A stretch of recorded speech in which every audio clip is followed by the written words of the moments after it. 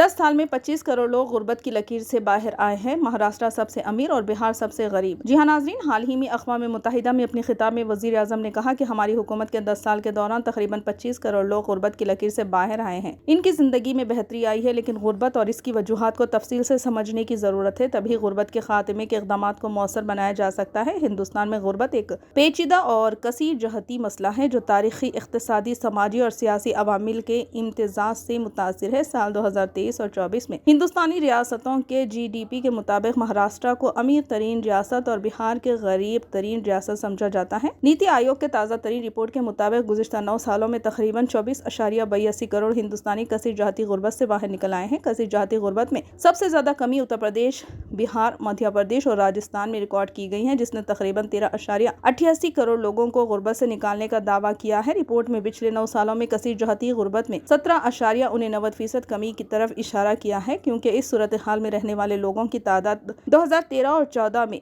29.17% और 2022 और 23 में 11.28% थी। तकरीबन 155 मिलियन हिंदुस्तानी आलमी कसीर जहती गुर्बत इंडेक्स MPI गुर्बत की सतह और शिद्दत को मापने के लिए 3 वसी जहतों सेहत, तालीम और मियार ज़िंदगी का इस्तेमाल करता है। अक़वाम मुत्तहिदा के तरक्याती प्रोग्रामों ने 100 से ज़्यादा तरक्की पजीर ममालिक में गुर्बत की सतह का तयन करने के लिए ये तरीक़ा इस्तेमाल किया है।